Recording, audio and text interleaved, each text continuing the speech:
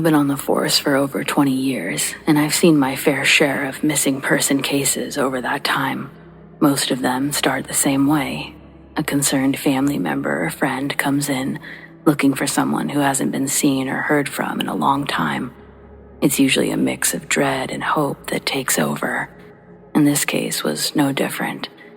Well, it was a little different, and that's why I'm here. The call came in on a Tuesday morning.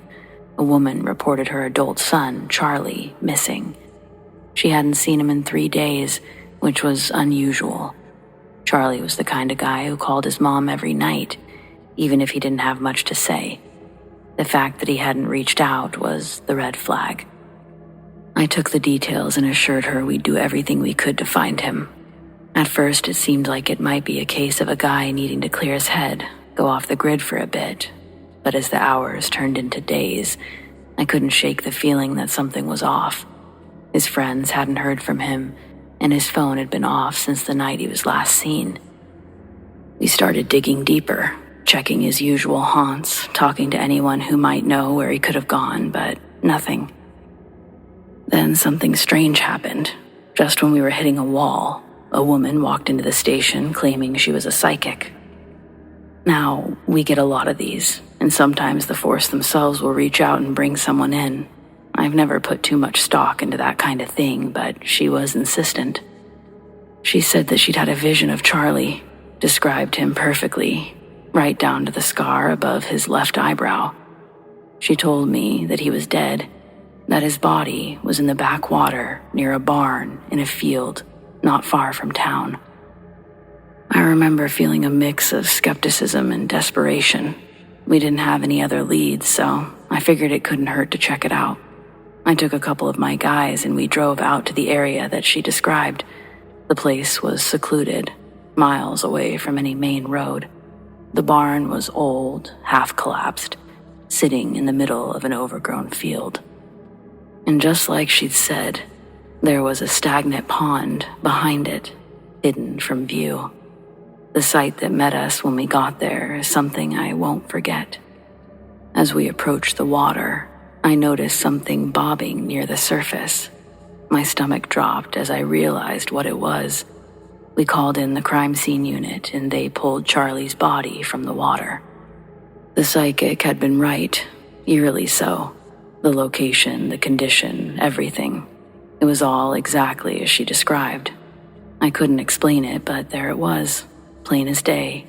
We had our missing person, but now it was a homicide. It turned out that Charlie had gotten involved with some dangerous people. When he tried to back out of a deal, they made sure that he wouldn't talk. We eventually tracked them down and brought them to justice, but that psychic's tip still lingers in my mind. In all my years on the force, I've never had a case take a turn like that one. Maybe there's more out there that we can't see or understand, but I know one thing for sure. I'll never look at missing persons reports the same way again.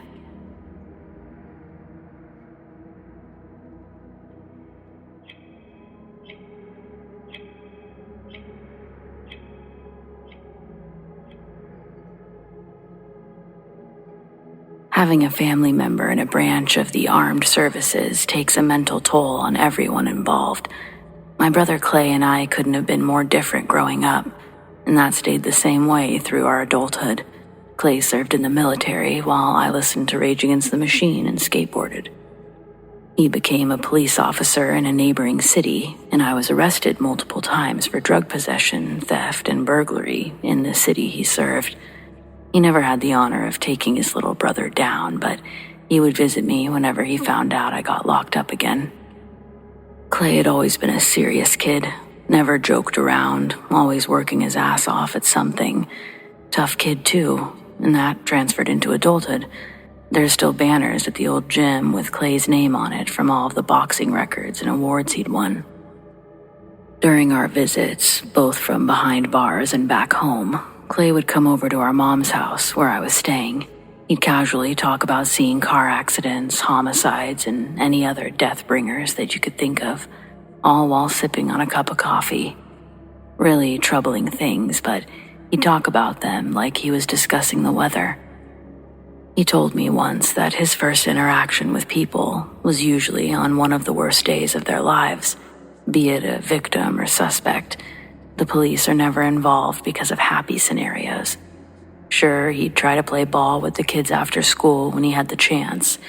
Clay actually smiled when he told those small stories. But as the years passed, Clay's personality became more stoic. Slowly, he stopped sharing pieces of his day because he didn't want to burn us out, even though Mom and I never expressed discomfort about the things he told us.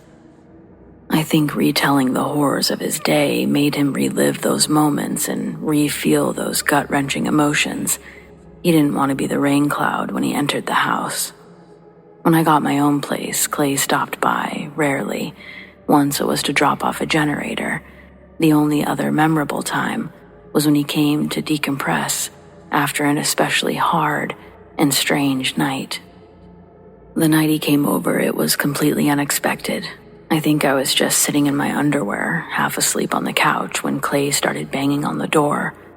Scared the hell out of me, but along with the pounding, I heard his voice calling my name, telling me to open the door. Once I knew who it was, I jumped to my feet and ran to open it. When I did, Clay walked in, looking like he'd seen a ghost, pale as he could possibly be. I've never seen him like that before. He was visibly shaken.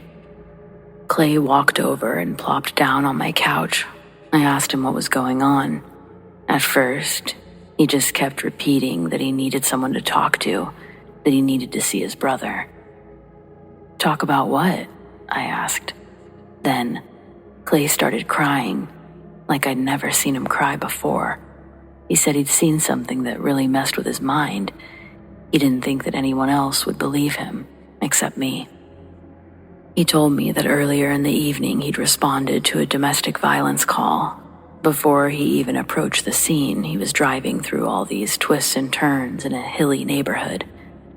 It's while heading to the house that he saw a woman standing with her kid at the crosswalk, both of them looking straight down.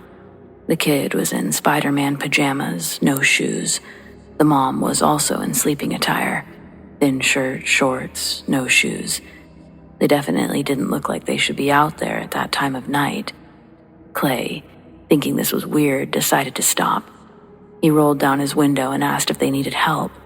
Neither of them responded. So he asked again, this time louder. That's when the woman lifted her head. Clay saw her face, just a blank expression. It was like her eyes weren't there. They weren't alive. Looking directly at Clay, she didn't say a word. She lifted her right arm and pointed down the road. Clay thought she was gesturing for him to go away. Since he was on his way to a call, he rolled up his window and continued to the call, which happened to be in the same direction the woman was pointing. Less than a mile further, Clay arrived at the house and was the first officer on the scene. The cul-de-sac was quiet, with adjacent houses all dark. The house he approached was indistinguishable from the others. But unlike the homes and families that cohabitated in this community, the house Clay was approaching was hiding a dark secret. He found it after pushing open the unlocked front door. There, in front of Clay, lay a family of 3. 2 of the members were in multiple crudely hacked pieces, and one was closer to the back door, hanging from the foundation banister in the kitchen, all deceased. On what remained of the smaller victim, a Spider-Man logo could be identified through the blood-soaked fabric.